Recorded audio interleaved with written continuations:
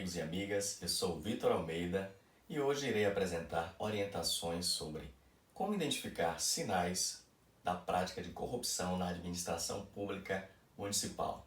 A administração municipal é a responsável pelo desenvolvimento de políticas públicas nas áreas de educação, saúde, assistência social, agricultura e meio ambiente, obras e serviços de infraestrutura, entre outros.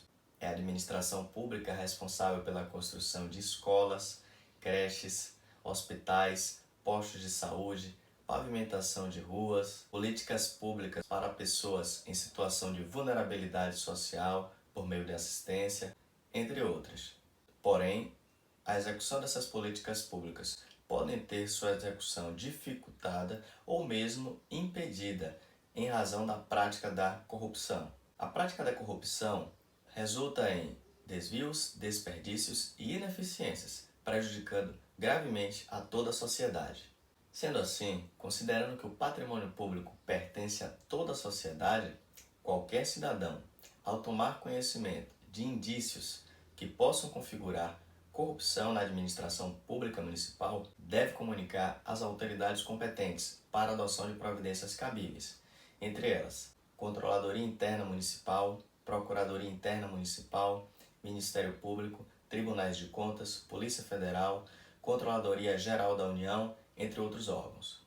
E agora eu vou apresentar para vocês sinais que podem indicar a prática da corrupção na administração pública municipal. Falta de transparência. A transparência é um dever do município e um direito de cada cidadão. O dinheiro público pertence a todos, sendo assim, a administração pública deve instituir meios para que o cidadão tome conhecimento do que tem sido feito com o dinheiro público. Porém, em administrações municipais, onde a prática da corrupção é comum a falta de transparência. As audiências públicas, elas são realizadas em dias, horários e locais que dificultam a participação dos cidadãos. Não há informes periódicos no qual a instituição divulga o que tem sido feito por cada secretaria. Não há setor responsável pelo cumprimento da Lei de Acesso à Informação, que garante que qualquer cidadão tem livre acesso a informações sobre a gestão pública municipal, como, por exemplo, receitas, despesas, extratos bancários, contratos, licitações, folha de pagamento, gastos com locação de veículos e combustíveis, entre outros. As sessões de licitações também são realizadas em dias, horários e locais que dificultam o acesso tanto a empresários que desejem participar das contratações e também os cidadãos que desejem participar da sessão. Tudo isso com o objetivo de que o cidadão não saiba o que tem sido feito com o dinheiro público. Também é comum a celebração de contratos entre políticos corruptos e radialistas que fomentem a promoção pessoal do agente público. O objetivo é que, com tanta exaltação da pessoa do candidato e com a autopromoção, os erros da gestão e principalmente as práticas de corrupção passem desapercebida da comunidade. Sinais exteriores de riqueza.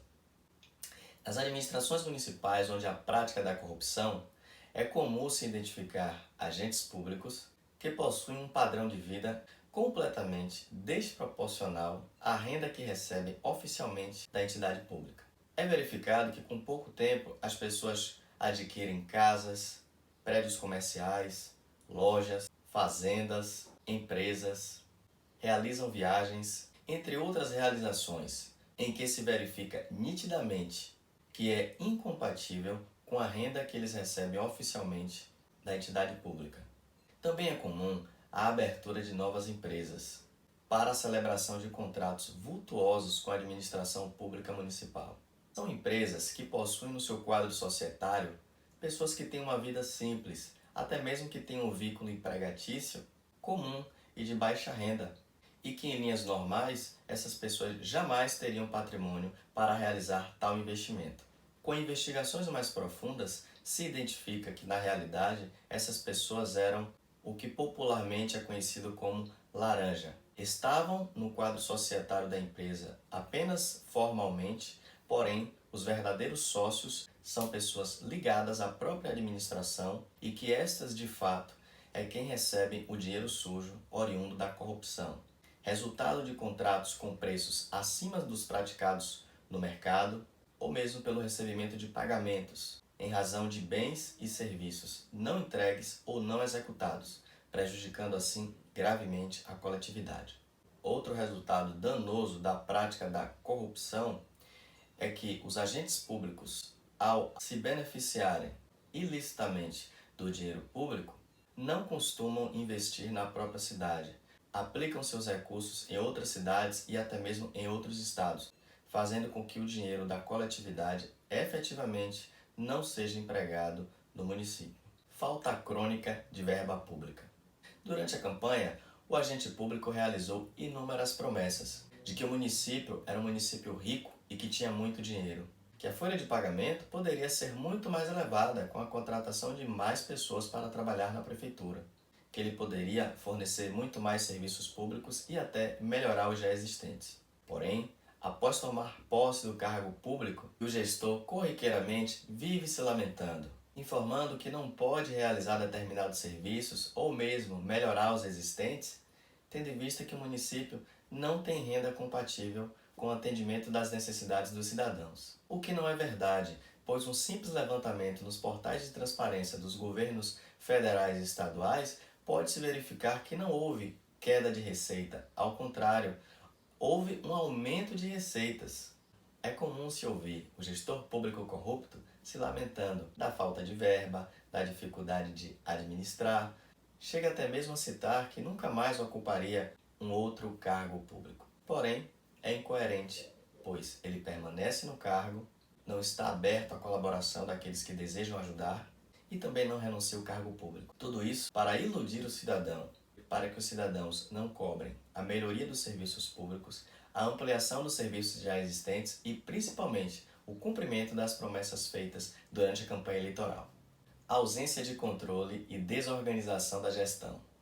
Quanto mais a administração é composta por pessoas sem capacidade técnica para o desenvolvimento das suas atividades, mais desorganizada é a administração e, como resultado disso, é mais difícil a identificação da prática da corrupção. Desse modo, é muito comum que os gestores públicos corruptos costumem indicar pessoas que não têm qualificação, pois, assim, ele terá mais uma justificativa para a sociedade de que os péssimos resultados de sua administração não são em razão da prática da corrupção, mas sim em razão da falta de capacidade técnica das pessoas que ele mesmo nomeou, o que não é verdade. Os controles internos existem para que a administração pública cumpra as normas e leis existentes, promova a transparência na administração pública municipal, que os atos públicos sejam executados de forma ética, econômica e eficiente e, principalmente, os controles internos são responsáveis pela defesa da boa e regular aplicação do dinheiro público. Porém, o gestor público corrupto jamais desejará um controle interno eficiente, pois serão facilmente identificadas as práticas de corrupção do seu governo. Sendo assim, o gestor público corrupto deseja que a sua administração seja sem controle e desorganizada, pois, quanto mais nessa condição estiver, mais difícil de se identificar a prática da corrupção. Prática de nepotismo. Em administrações públicas onde há prática de corrupção, é comum se identificar a prática de nepotismo, que consiste na nomeação de parentes dos gestores públicos para ocupação de cargos e recebimento de salário. O nepotismo promove um beneficiamento direto aos parentes do gestor, pois, muitas vezes, pessoas sem capacidade técnica ocupam cargos estratégicos e que têm uma boa remuneração correspondente. Porém, além de beneficiar diretamente os seus parentes, o gestor tem o objetivo de criar uma espécie de proteção ao seu esquema de corrupção. Observe que é comum que os parentes do gestor público corrupto ocupem cargos estratégicos na administração pública municipal. São cargos relacionados ao orçamento, finanças, controle, licitações, contratos, ou mesmo para a ocupação do cargo de uma secretaria municipal que movimenta um volume grande de recursos públicos. Ora, seria muito mais fácil um cidadão comum do que um familiar do gestor público se indignar e tomar alguma medida cabível, como no caso, denunciar o esquema de corrupção. Sendo assim, a prática de nepotismo tem como um dos seus objetivos criar uma espécie de blindagem ao propósito criminoso do gestor corrupto. Perseguição a agentes públicos honestos. As críticas têm o potencial de aprimorar o desenvolvimento da administração pública. Todavia, o gestor corrupto não deseja que as pessoas identifiquem os erros da sua gestão, tendo em vista que podem evidenciar a prática de corrupção. Por isso é comum que administrações públicas com essa qualidade não tenham instituídos corregedoria para apurar os indícios de ilícitos praticados por agentes públicos e nem mesmo ouvidorias para o recebimento de sugestões, críticas e elogios à administração pública municipal. Por isso é comum que agentes públicos honestos, que apontam os erros e que se negam a participar de esquemas que envolvam a prática de ilegalidades e irregularidades sejam perseguidos pelos gestores corruptos. É comum a remoção ilegal e sem fundamento dos servidores de um setor para um outro distante. Também a abertura de sindicâncias e processos administrativos disciplinares com o objetivo de coação e também como instrumento de tortura. E se observa também o favorecimento com bons cargos e a concessão de gratificações a servidores que se calam diante de erros da administração. Tudo isso com o objetivo de desestimular o comportamento crítico e, ao mesmo tempo, incentivar a aprovação de todos os atos da gestão, mesmo que sejam atos irregulares. E, por fim, subserviência do Poder Legislativo e dos Conselhos Municipais. Esses órgãos têm como uma de suas funções a fiscalização dos atos do Poder Executivo. Compete aos agentes que compõem esses órgãos, Poder Legislativo e Conselhos Municipais, a identificação de erros, irregularidades e ilegalidades, que podem até mesmo constituir a prática de corrupção. Além da identificação, esses órgãos têm o dever funcional de comunicar às autoridades competentes para a adoção de medidas cabíveis, entre elas a punição do gestor corrupto. Porém, como forma de manter subserviente esses órgãos, é comum a troca de favores com a nomeação de parentes, concessão de cargos, doação em dinheiro ou realização de outros favores de interesses de agentes que contribuem para o esquema de corrupção. É comum se observar vereadores e conselheiros municipais que comumente aprovam os atos da gestão pública sem nenhum senso crítico. Costumeiramente se observa que o gestor público possui maioria na Câmara, mas não por realizar uma excelente gestão ou mesmo por questões ideológicas. Até mesmo os supostos opositores se calam diante dos erros da gestão pública.